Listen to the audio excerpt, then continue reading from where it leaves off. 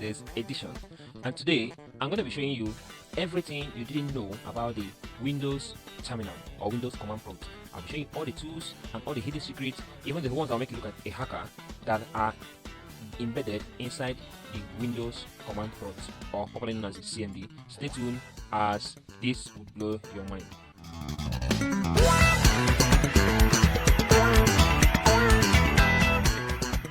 Hello, today I bring you the best of the best of the best content you could ever imagine. So many of us, we didn't know that there are a lot of features hidden in the Windows command prompt or the CMD or Windows terminal than we actually know. And even for PowerShell, there are a lot of things you can do with PowerShell like you probably don't know till this moment. So I'm here to, let you understand these tools and how you can use them. And some of them can be really very awesome, more than you can ever imagine. First of all, the Windows command prompt is actually a built-in terminal that helps us to interact with the system using a concept known as the CLI, or you can call it, or let me use this side. So I'm going to zoom in a little bit so I can see what I'm typing. CLI. By the way, I'm on Windows 11 latest version. So if you're on Windows 10, you might not be able to zoom in this way. So I can only zoom in because I'm on Windows 11, and I can also zoom in here. This PowerShell can also zoom in PowerShell. Okay, I'll just zoom in a little bit. Okay, so if you don't have Windows 11, you might not be able to do this unless you're operating for the latest version of the Windows you are using. Now, most Windows users don't appreciate the presence or the built-in command terminal because they don't really know the features. So after today, you will start appreciating what you can use it to do. Now, the CLI is known as the command line interface. That's CLI. That's we have what called the command line interface. So we have two major interfaces. We have the user interface, that is the graphical user interface, and we have the command line interface. Now, the graphical user interface is the one everybody uses, and everybody knows that, which is where you use your mouse and your keyboard to click around the system and get things done. But here we use command to get things done. Now, some of the commands we look at here is something like the start command. Now, the start command, we use it to start any program of our choice. Okay, so now, before I get into this, there is a big difference between the command line interface, this CMD, and the PowerShell. They are not really the same. Now, one of the differences is this. For example, I'm logged in as CyberGate from here. So this is my C drive user CyberGate. Whereas in this PowerShell, I'm using this PS, and then I'm also logged in here. Now, this is like a visual machine, like kind of a visual machine. Don't really a visual machine, but kind of a visual machine. Now let me show you the difference. There are some Linux commands that doesn't work on Windows. Linux system like Ubuntu, Kali Linux, and even maybe Mac OS operating code or command that doesn't work on Windows. Right here, you will notice that if I do something like DIR, which is show directory or list directories, if I press enter, I'm going to get a list of all my directories. Okay, I'm going to get a list of all my directories here, right? Or these are my directories. However, if I come over here and do the same thing, I'll get the same results, right? I'll get the same results. So I have the same results. Now, more so, if I try to use Kali Linux or Linux operating system command, which is ls, in Linux we actually use ls to list the system file system modules. So if I press enter here, I'm going to get an error saying that ls is not recognized as an internal or external command, operation program, bash, blah blah blah, stuff like that. But here, if I do the same ls and press enter, now I get the same thing. You see, here I'm getting the same output, as these files, and then I'm getting the same output here. So what I'm getting here is exactly what I'm getting here. Whereas on Windows, I'm getting this with this, but then the ls gives me an error. So we're going to start with the Windows command, and I can tell you when to use the PowerShell to do what you need to do. All right. So let's keep that aside. So maximize Windows. Now, for Windows, let's start with the command. One of the commands we can talk about is the start command. This start command helps you to start other programs. Now, the secret is this: anytime you put a command, you can actually type help in front of the command, and it will actually bring out a list of help of what you want to do. But then, help, you need to put hyphen. I didn't put hyphen, so it's trying to run help command. Now, start is used to start a program. For example, I can start Notepad. If I press enter, voila, and Notepad has been launched. So this is actually my Notepad. It can be used to do anything I want to do. All right, so that is how we can launch Notepad from the command prompt, and it's actually very much faster. Now, if I want to clear the screen, like the screen is actually pretty much almost full, in Linux, we would have pressed Control L to clear the screen, but here it doesn't understand what we're saying, so we need to see CLS and press enter, and it's going to clear the script for us. And now we have more room to type our code.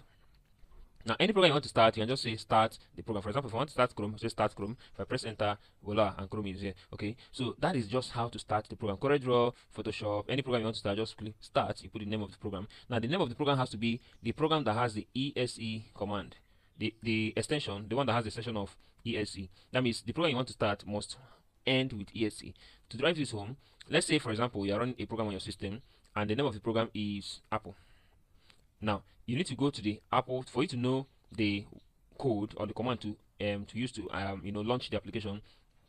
If you get into the folder or the directory where this Apple is actually installed, if you do .exe, if you find a program that has .exe, sometimes it's a program, it might be init.exe, some might be setup .exe or stuff like that, So you need to target that particular program, and that's when you can be able to launch it. If you write the name of the program, like for example, you want to launch Chrome, and you now say launch Google Chrome, and try to launch it out, it will not work. It will give you an error. So you need to be able to know the name of the program that you want to launch before you can launch it. That is that on that. Let's look at the next command. The next command we want to do is to find the battery life of the system. For example, there are power reports. So power CFG, if I do help on that, now I'm going to get a list of help tools that I can use for my power. Now let's get back to the top.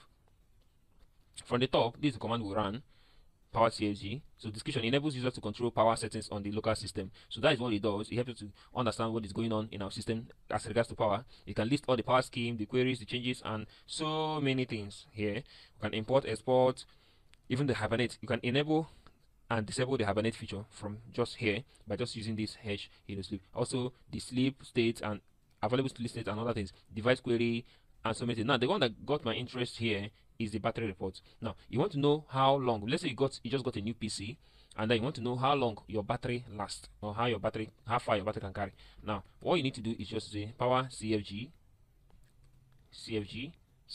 /battery reports. Power CFG. Once you press enter, it's going to generate a battery report for you. So battery life report saved to file path user cmd blah blah blah .html. Now we need to get this file. To get this file, I can hold down Control key and click on this file. Okay, that doesn't work. Or you can just copy this link and then find it from here. Now if you want to copy, if you do Control C, it's not going to copy, because in programming, in the terminal, once you press Control C means to cancel a program. Now at any point you run maybe let's say you're following this tutorial, you run into error, or you typed a code and the code keeps on running and running and running, it doesn't want to stop, just press Ctrl C to terminate the program. Now, however, if you want to copy this code, most times in CMD it's always kind of difficult, unless you're using a third-party application to do this. Now, if I try to right-click to copy, see, I cannot copy. Now, but what I can do is highlight the text I want to copy, go over to this additional space, go to, or just right-click from here, and then I didn't have that option. Let me see. The option should be somewhere here. I don't have the option. Okay, in some you might have the option to copy, or you can just hold down Shift key and press that particular code you want to copy. Shift key and press copy, and then you can copy it. Now let's locate this app on our system. So if we go to the system, we can go to the PC, go to the C drive, go to the user, go to the Cybergate, and then if we go down here, we'll see battery report. So I'm going to double click on this battery report. So this is the battery report that's been given to us. So we can see the name of the system, the date it was manufactured and all that from here. And then if we go all the way down, you will see the type of battery design capacity. So this battery is actually designed with this capacity, and the full charge capacity is actually this. This is what it will reach, MWH watt hour, okay, before it will get full. That's fully charged. This is what it was designed, and this is what is fully. This is the life cycle. This is how long. You know what I mean by life cycle? That the cycle counts that the battery has been charged and recharged over and over again, about 134. Okay, and this system was designed in 2020, okay, 2020, and then this is the report time. So check, it's actually 4 years old, okay, and then you have all this report about it. Now let's look at where should get our interest. The interest is to check this remaining capacity remaining, which is this. So these are the capacity that is remaining at the system at the point of this report, and then we also have a kind of a graph showing us what is going on on this system. These are the energy drain capacity and the duration it actually lasts, and when it was active and when it was inactive state. And that's all this thing. Now, where you should get your interest is also here, usage history. This is how long or how much this battery has been used. Okay, now the active duration is this. This one is for 16 hours for actively, and then we have this battery duration, and then this AC duration. So you can check how long this battery can last from here. Now we also have the battery charge capacity history. So you see that this battery I'm always charging this battery to full capacity almost every time. This is the full capacity. Now, but then you notice another thing, that the full capacity of the system is also going down. So this is the design capacity. It's still intact, nothing have changed. So you see that it's the same all this day. So anytime the design capacity changes or being altered from what it is, it means there's an error, there's a problem. The same thing with full charge capacity. This is what it is, and this is what it is. See, it's actually going up instead of going down, which is I'm sorry, it was already going down instead of going up. So it was 7,000 something before, and now it's now getting to 6,000 something. So it's actually going down. So the difference between these two guys, or the difference between the capacity, the original capacity came with, and the current capacity, is what tells you whether it's still going to be lasting or not. Now, this is where the mind-blowing stuff comes in. This battery life estimate. So the battery life estimate is based on the drain, how much time the battery has been drained. So you look at the life estimate of the battery. So at full charge, this is what is going on. At design capacity, this is what is going on. So at full charge is 4 hours 29 minutes and stuff like that. Why the design was 4 hours 51 minutes. So if you check the difference, see that the battery is actually going down. From that 4 years time, the battery is actually deteriorating. So imagine that this is 4 hours and this is 1 hour. It means the battery is off, is dying. Alright, okay. So since the OS was installed, is this particular time and this time. So this way you can get the information or everything you need to know about the battery usage. So that is that on battery on Power CSG. The next thing we want to talk about is the file system checker. That is a SFC. Now this SFC, of course, if I do help again, you see it says I must be an administrator before I can do this. Now there is a command that can help you to do an administrator. You can also say start CMD admin. Okay, then I should be able to launch a CMD. See, so I've just been able to launch CMD. Now, how you know that this is different is that now I will try to zoom into this one. You see, I'm also able to. Okay, I'm also able to zoom in here, but I'm able to start the CMD here. All right. So if I do SFC and type help. Okay, sorry, that was not an admin. Okay, let's redo this. So I'll just search for CMD, open this, search for CMD. So by the way, this is how you can open your command prompt in case you didn't know. So you can say run as admin, click here, and it's going to prompt you that it wants to run as admin. You know, say yes, that this app can run as admin, and it's going to open the app. So here, this is the app. Now the difference is this. Now I'm trying the same thing. I'm pressing Ctrl plus on my keyboard so that I can zoom in. Now I cannot zoom in because this one is an administrator. So you just manage the view. I'm trying to zoom in here, but let me see if I can zoom in while editing the video. Now so if I type FFC and type help, this helps you to see the system vulnerabilities. If the system is vulnerable, it checks the system for viruses, for outdated softwares, and it scans the integrity of all the protected system softwares and files and replaces incorrect versions with the correct version. Now, if you're online, you can actually update all your softwares from this particular command. And you see that this command is not running from the user anymore. Like the first one was running from the user. You need to know where you are at every point. So to know where you are, there's a particular command to know where you are. You can use pwd to know where you are. If you press enter, okay, sorry. Let's try who am I. These are some of these. Okay, yeah, who am I? Say, yeah, this one worked. This desktop, blah blah blah. This one, who am I? Or who am I? Okay, all right. So we can use pwd to have, but this pwd is actually a Linux command, like we said. So if I go to Linux, if I go to PowerShell and try, okay, let's clean PowerShell. Now PowerShell, if I do CLS, it's going to clean, but I'm going to use Linux command, Control L to clean. So we can use Control L. Control plus L to clean. Okay, now I'm going to do pwd, which is Linux command. If I press enter, you see it's giving me the paths where I actually reside at the point in moment, right? So pwd is working. This is a Linux based command, but then you see it's not working on Windows. It doesn't understand what I'm saying. However, it can run on Linux. So that is the same thing here. If I do pwd here, I'll get an error. It says it doesn't know what I'm saying. Let's clean this. Okay, now let's see if we can work with this. Now if I do sfc /scan now this is going to scan my system and get me any vulnerability. If I press enter, it's going to begin the scan. The scan is going to take a lot of time. So begin system scan, the process will take some time. Yes, so it's going to take a little bit of time to scan the whole system files and operations and get me what is outdated and probably update it. Okay, you can actually update those things that are not files that are not right on your system. Okay, so we are 3% in, but I'm not going to scan it actually because I've done this before. Now you can actually use different ways to scan your system. Now there are some other commands that you can use to scan your system. Sometimes when you scan your system, you can actually fix the errors. Now I'm going to cancel this Ctrl C like we discussed earlier. Just use Ctrl C to cancel the system. Now if I say scan, scan is going to, if I say scan now, it's going to scan and fix the errors. But if I say verify, so if I say SFR verify,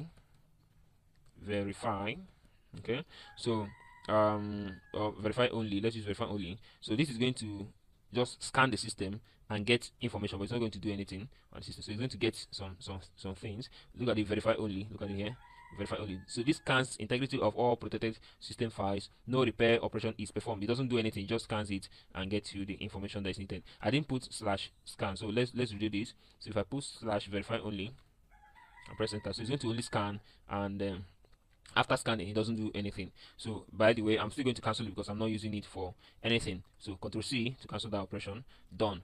Now the next thing I want to talk about is the disk part command. So for this part, for you to do this part, you need to be an administrator.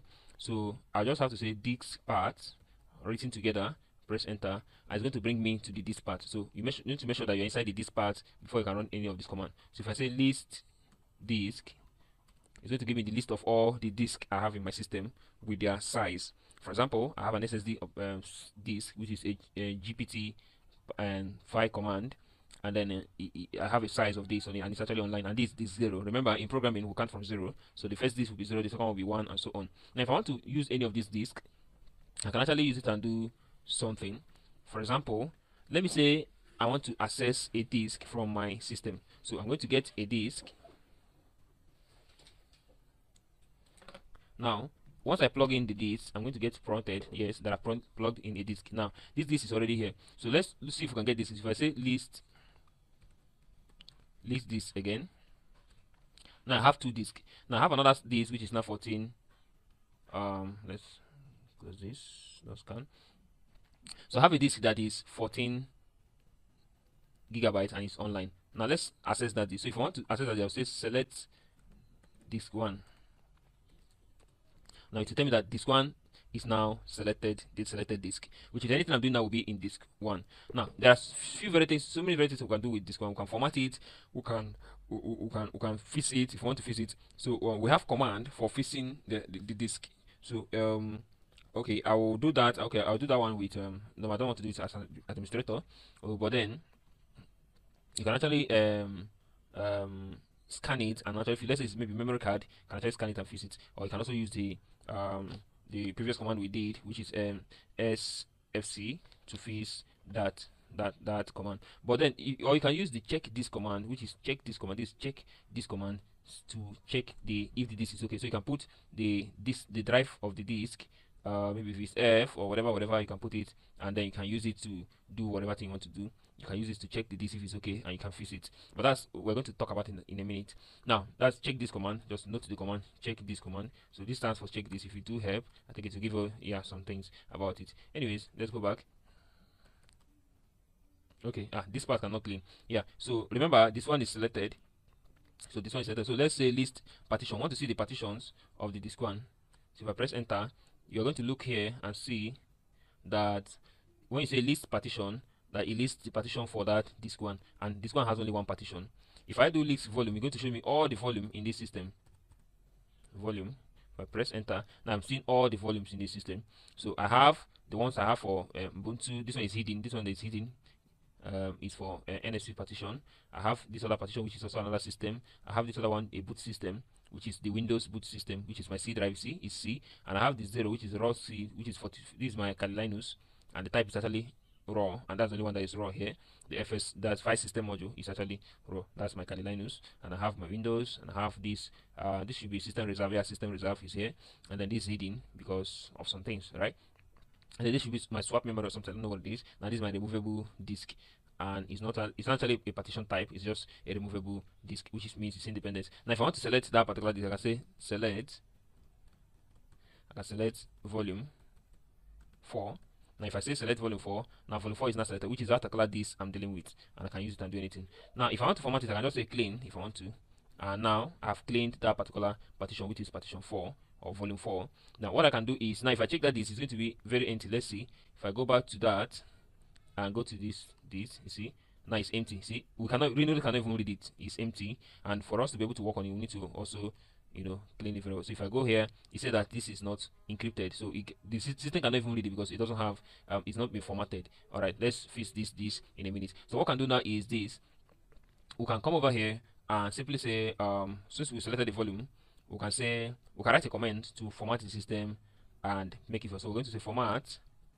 Now the file system, remember this file system, so we have raw, we have FAT32, we have NTFS. So I'm going to use NTFS. NTFS is only mainly for system bootable devices, is NTFS. While FAT is just like your memory card, your flash drive. You can use to copy something from Excel, from MS Word and stuff like that, or copy movie and music. That's FAT32. All right, so let's go ahead and select NTFS.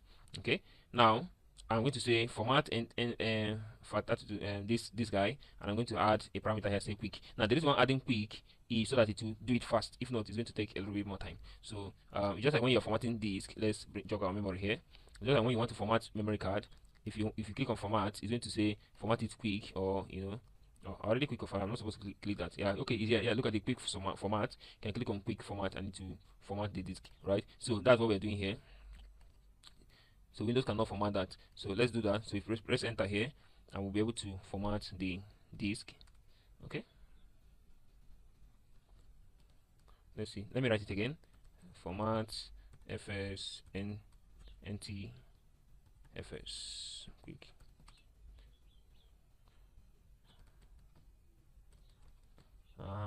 Looks like I have an error here. Let's see.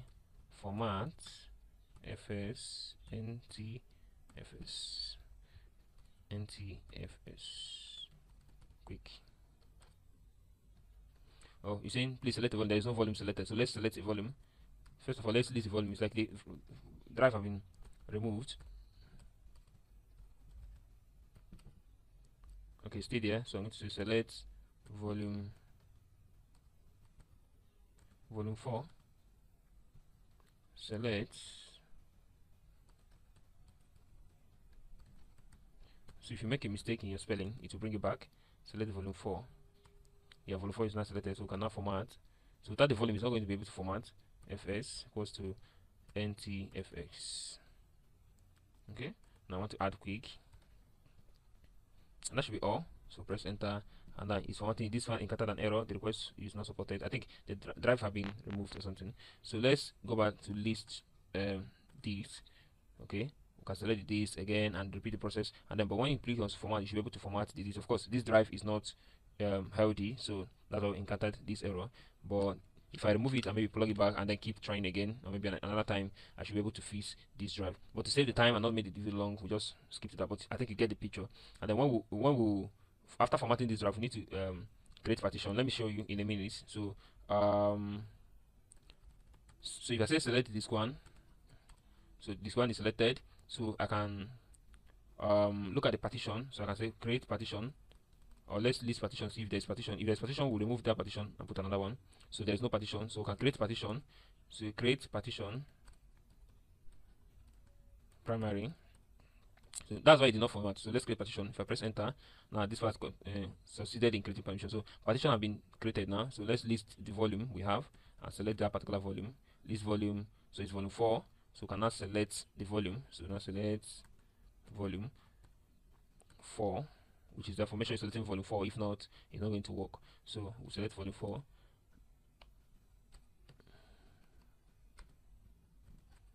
Okay, volume 4 is not selected. So what we can do now is to format fs equals to NTFS.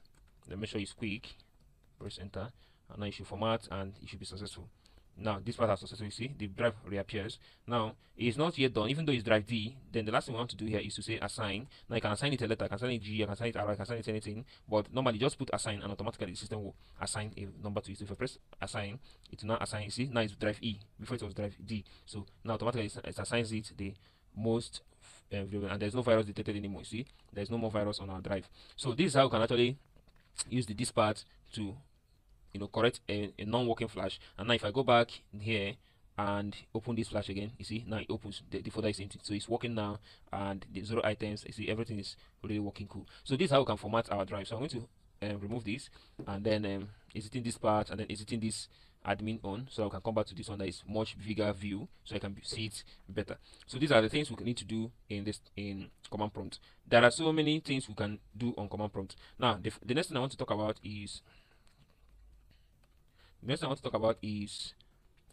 file directory, files, working with files. The first thing you need to know, understand file. Once you do the dir, which is list directory, you're going to see the list of all your directory. For example, I have a desktop here. I want to go into my desktop and do some things. Now what I can do is to cd into desktop. cd means change directory, so I want to cd into the desktop, so change directory. If I press enter, now I'm in my desktop. Now to make sure that I'm in my desktop, if I do the ir, I'll list the directories in my desktop, and I have all of them here. Right, I have all of them here. So what I can do is I can start a program. For example, what if I want to run this program? I can decide to run it from here. But before we get to that, let me quickly do some other things. Now let's say we want to create a folder on the desktop.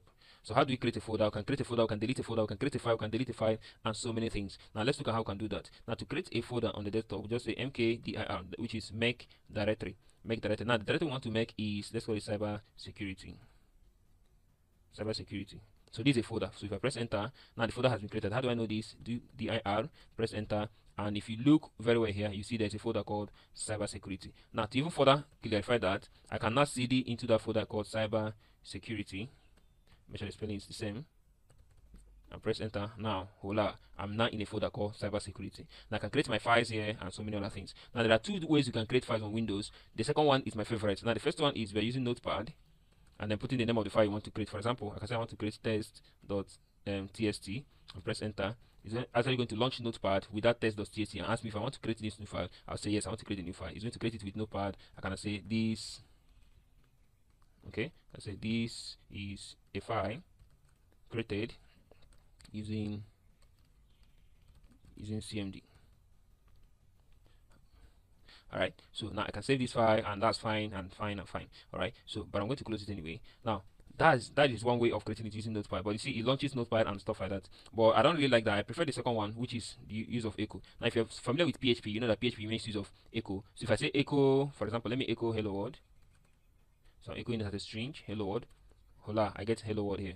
You see, that's what I get. But then how do I create a file using this echo? Now to create a file using echo, just say echo, put this greater than sign here to show that you want to create this file here, and then want to create another file. Let's say this time around we're creating file test2.txt because we've created the first one, test.txt, so we want to create another one now. So if I press enter, you see that the file has been created. How do I know? If I do dir list directory, see that I have the first file, which is test.txt. I have the second one, which is test2.txt, and that is how it is easy to create a file using CMD. Now what if you want to delete a file?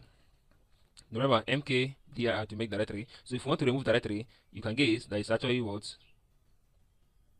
Remove remove is, I can just say remove, which I think is rmdir. Yeah, remove directory. It should be this. We'll try that in a minute. But then before we try that, I want to look at renaming a file. Now we created a file called test.txt. What if you want to create? Okay, once you want to rename it, you can just say rename, or can just say rm, and then I want to rename test.txt. I want to rename it to new test.txt. Now if I press enter, rename is not a, oh, it's not rename. Oh, sorry, that should be ren, abi? Yeah, ren. Let's see. All right, yeah, that's successful. So if I want to verify that, do dir and check. Now we have new tst.txt, new test.txt, and we still have the old one, which is here. So you can actually use rem to rename the file. And then there are sometimes when you have these Windows backdoor stuff, hacking stuff like that, you can actually use this rem to rename the utilman.txt, which is in your Windows, to some other things, maybe utilman2, and then you can do that. Stop, people that know what I'm saying, right? So, but that's cost for another day. So I can show you how you can actually hack into Windows by doing them. By the way, we can have the users. How do you know the users that are logged into the system? Now, for example, let's start with net first. Okay. Now, if there's a net command, so you can actually start the net. Okay, let's do help again. Remember our procedure. So do help. Now from help we can have all this. So if I say net account, we give you accounts. Net computer will give you computer. Net configuration, net continue, net file, note. There are a lot of them. Even help with message. Net start. Okay, this one starts a network view, blah, blah, blah. So and all of them, anyone you type will actually show you what it does. For example, let's look at net start. So if I say net start, I think I should get an error. Let's see. Yeah, so it's telling me that the command executed successfully. Wow, that's good. So I can start any type of network from here: work area, local area network, and stuff like that. I can even start a shell hardware detection, start a server. Like these things are crazy. Like there are a lot of even remote access control manager. So I can remotely access your computer and get your files or whatever. From here there are a lot of things that are hidden here. Even phone services. Wow. So I can connect my phone to my PC, use my phone as mouse. Answer calls from my PC without disturbing my phone, plug and play. There are so many things, so many things. So if you keep going up and up and up, you're going to see a lot of things. Look at this IP helper and so many things. Now let's get into the network aspect a little bit more. Now for the network aspect, what if I want to see the users? Like there are a lot of things here. I can't even start going through all of them. Now these are all the net stuff that are involved. Let me say I want to see all the users that are using this net. What do? I can say net users with X, enter, and I'm going to see all the users. Now I have the administrator, which is the default account. I have the guest, I have the CyberGate, which is my account. Another one. What if I want to hack this guest? No, I'll hack CyberGate. All right, let's see. So I'll say net user or users. I'll say CyberGate. Make sure you write the name exactly the way it is. CyberGate. Now if the name has space, so it means you need to put quotes around it. So you're going to put quotes, okay, around the name. But if it doesn't, you can just type it like that. So net CyberGate. Now I want to see information about this user. Now if I press enter, it's going to give me all information about this user. For example, this username is this, and this is the full name of that username, Abel. By the way, it's not the one that's keyed by Ken. That's by the way. All right, it's going to take you my region, which is hidden by default, so don't bother. And then the time I set my password and everything. If I can change the password, yes, of course. If password is required to log into my system, no, I don't have any password. Even as a cybersecurity expert, there's no password on my system. That's crazy, right? Okay. All right, so this is like I love this information here. Now this is this particular user on this system, and guess what? I can actually change this user's password without him knowing. Now how do I do that? What I can do is simple. I can say net user. Okay, let's go back. Now, by the way, I'm pressing the arrow key up to see the previous command I ran. I run on this system, right? If I press the arrow key up, I can see the previous one. Now, if I add hash here, is it hash or asterisk? Asterisk, I think. If I press enter now, you see, wow, it's asking me to type a password for the user. So I can actually type a new password, and anything I type will not be seen in the system. So I just type the password. I don't even know what I typed. If I press enter now, it's going to ask me to enter a new password for the user. I'm not going to do that. And then when I confirm the password, it's going to ask me to, you see, confirm password for this user by retyping it. If I retype any password again and it matches, boom, the account is gone, right? The account is gone, right? But then I'm not going to do that. Now recall that I want to cancel this. How am I going to cancel it? Take a minute and guess. Control C. Yes, you are right. Control C, and I've cancelled out of that. So this is how I can see these users, right? Now, well, I'm going to go back to my desktop because I want to do something from the desktop. So from the desktop, I want to close this, right? I want to go out of this folder and stay in the desktop. I'm going to say cd. Now I'm going to go back to the previous directory, which is dot dot. So dot means the current directory, dot dot means the previous directory. Now I want to go to the root of that previous directory. Remember, this slash means root. Okay, so if I press enter, hola, I'm now back at the desktop. Now I want to delete this folder. To delete this folder is simple. I'll say rm, which is remove, I think, I'm not sure. So remove, or you can just type it in full if you want to. Remove cybersecurity. Enter. Okay, remove is not coming. So let's use rmdir, remove directory. Okay, so to type that command again, just press arrow key up, and now you cannot select, you just have to go back and say remove dir, enter. And now file system cannot be found. I don't know what it's saying. The system cannot find the file specified. I think I made this in the spelling. Cybergate security, something like that, and you can remove it. Let's move on. Now, what if I want to see? I've seen the use of all the users that are logged in. What if I'm on a Wi-Fi network, and I want to see all the users in the Wi-Fi? All the users running in the Wi-Fi. So what I can do is to use net. So the same net, but this time we're looking net sh. Now this net sh, I'm going to just show you the help command. So the help tool will be like this. So you can trace, you can show. I'm going to use show anyway. You can set a new, this is update configuration settings. You can use the wireless LAN network. So I'm going to use this one, I'm not going to use all of them. We'll just touch some of them. This P2P. We'll just touch some of them. Namespace, firewall, dump, IP.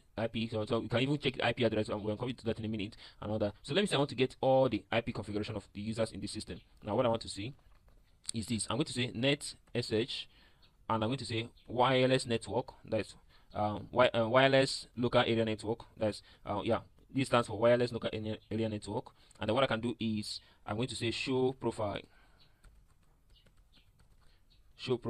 And if I press enter, whoa, wow, are you kidding me? So this profile interface for all the wireless network, and this in read-only mode, right? But we're going to get deeper, so I have this Techno Spark, I have this all these people seat Wi-Fi, which is my college Wi-Fi. I have this one, I have myself, and I have myself, and I have myself again. Okay. So we're going to hack myself. So I'm not hacking anybody here, I'm just hacking myself. Now how do we do this? Now I'm going to write the same code again. Now let's say I want to hack myself, which is this CyberGate. I'm hacking CyberGate, which is my this is my cell phone, this is my other cell phone, and this is my wireless network, and which other one is my phone here? Okay, well, I'm hacking CyberGate. So to hack CyberGate, I'll just say name, and I want to put quotes to hack it. Though you don't have to. If the word is one, you might not need to do that. So that's the name. And what I want to do next is simple. I'm going to say that I want to take the key to that, and I want to set it to clear. And if I press enter, boom! Oh my god!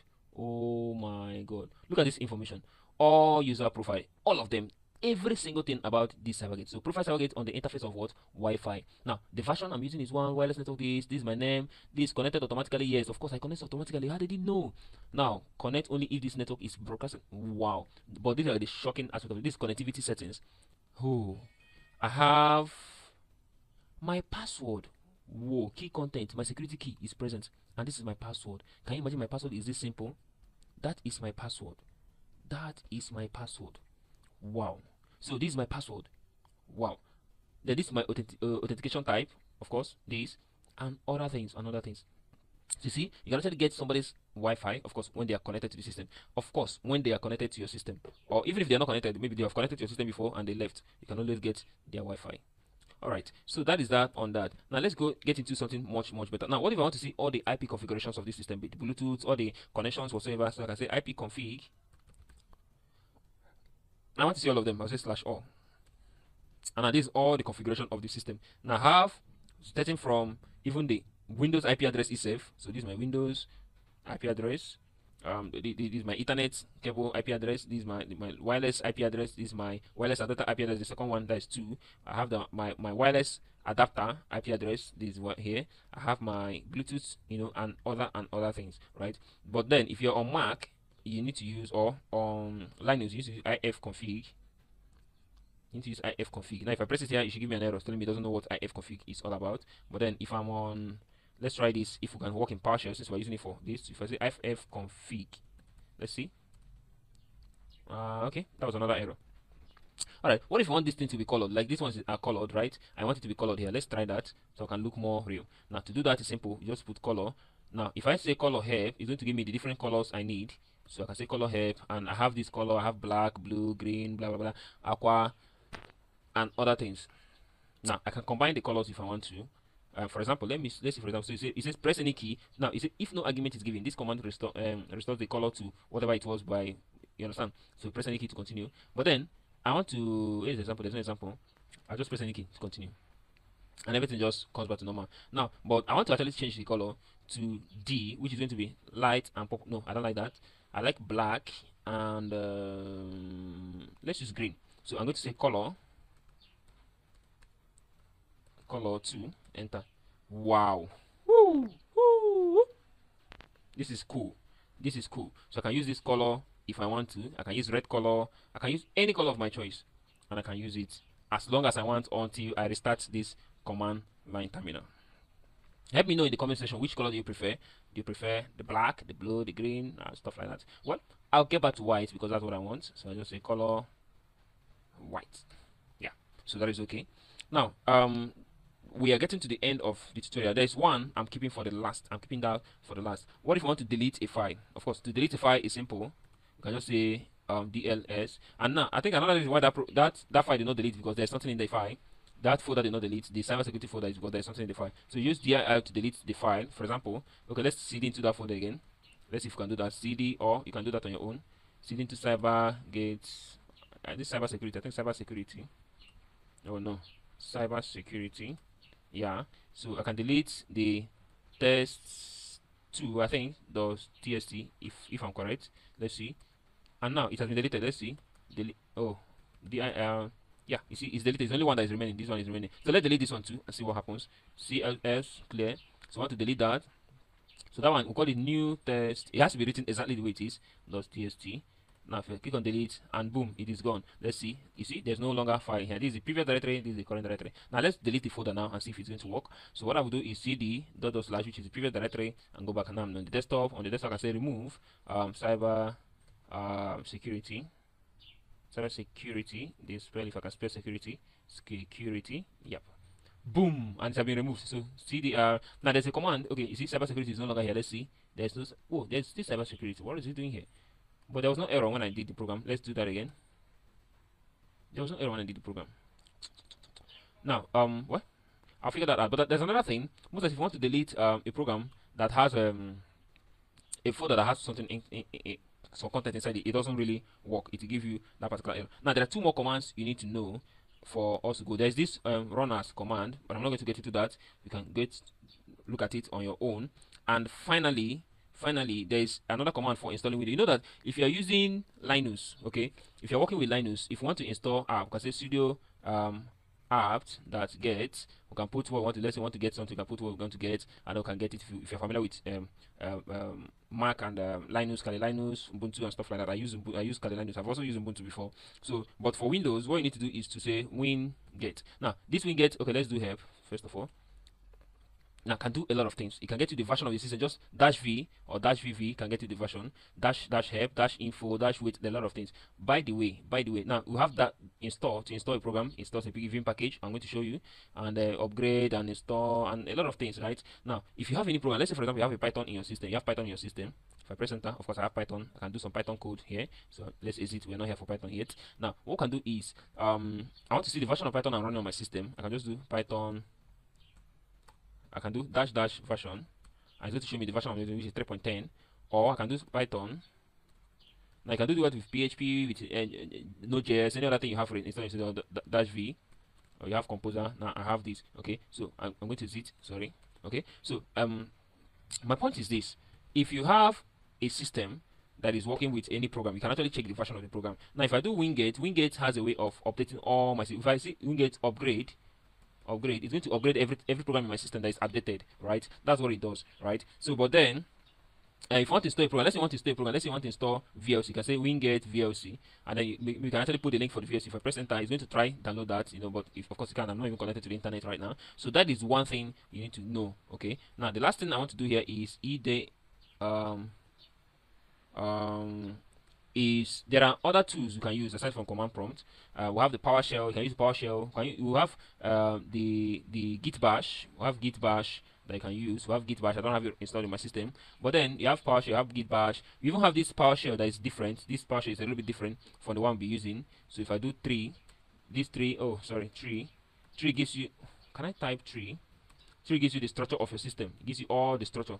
In like a diagram form, everything. Time. Of course, if you press Ctrl C, it's going to stop. It doesn't just work only there; it works even in Windows. If you do 3, it's going to give you the tree structure of the system. This is 3 because the folder desktop is actually small, so that's why the listing part is small. Now, there are other things you can do with Windows. For example, you want to see the list of tasks running on the system. You can say task list, and it's going to show you the list of all the tasks running on your system. Apart from that, you can also delete any task or stop any task by saying task kill. And you put the name of the task you want to kill, and the task will be closed. Right now, another thing, you can get the information about your system by saying system info, and they can run that, and it's going to run and give you all the information you need to know about your system, everything about your system, every single thing, whether to the Mac, the OS version, every single thing you need to know about your system is right there. Now there are so many other things, like so many other things you can do with the command prompt. You can use it to start any program. You can use it to even start VS Code. If you want to start VS Code, just say code, press enter, and VS Code will just pop up if you have it installed in your system. But if you don't have it installed in your system, it's not going to open, right? So that's what we're talking about. So this is the video, and by the way, I'm working on another tutorial on how to use HTML, CSS in case you're a new person, how to use the import statements and media queries and stuff like that. So you should check out the video. It should be the next after this one. I'm going to upload the next after this one. All right. So those are the things we need to know. Now, how do we get in line? How do you get acquainted to this thing? Now, what I need to do is simple. Just come to your open your command prompt. It doesn't matter where it is. Just type help and press enter. Once you press enter, you're going to see all these commands and what they can do from here. So if I go from the top, we'll have a sock, we'll have a call, we have check directory. This change directory. We have check this. I mentioned check this today. CMD. I mentioned color. I mentioned CLS. Go ahead, compare this copy. I didn't mention copy. Well, it copies one file to another file. I mentioned delete. I mentioned this. I mentioned this part, and so on. I used echo today. And other ones, you can see so many of them are here. I used format today too. Check all of that. I couldn't go through all of them. Okay, we even have if statement. I didn't cover that, but maybe in our next class we can cover all of that. This make directory, move more, and a lot of things, a whole lot of things. So I cannot begin to even do all of them as much as I want to do. We have replace, remove directory, rename directory, and so many. And this, they tell you everything it works. And then finally, the last one I'm going to do is actually shut down. How to shut down your system from here. Okay, this is the last one I just did. So let's look at how to shut down your system. To shut down your system, there are 3 ways you can do that. CLS. So to shut down your system, just type shutdown. Now you can hibernate your system by saying /h for hibernation. You can hibernate your system, like email hibernate. Okay, I don't need to just /h /f to force restart your system, force start your system. Then we have restart for R. We have just shutdown for shutdown. Now you can actually decide to shut down your system at a particular time. So you can say /t. I can say you want it to shut it in 15 seconds or whatever. So if you press enter now, under 15 seconds or so, the system is going to shut down. So it depends on what you want to do. But then you can create a program like a program on your system. I'm going to do another video. We're going to show you how you can create a program that when you click it, it can do. You can click to slide. You can slide your slide. You click on a program to slide to shut down, or you can just click on the button. Just click. Like I have it here, but it's hidden. You cannot see it. So I can see the shutdown. Just click on it to shut down your system. I normally use Hibernate, right? So finally on this, I want to show you the program I use. I've seen it online and it's actually very cool. It's actually called the eDex UI.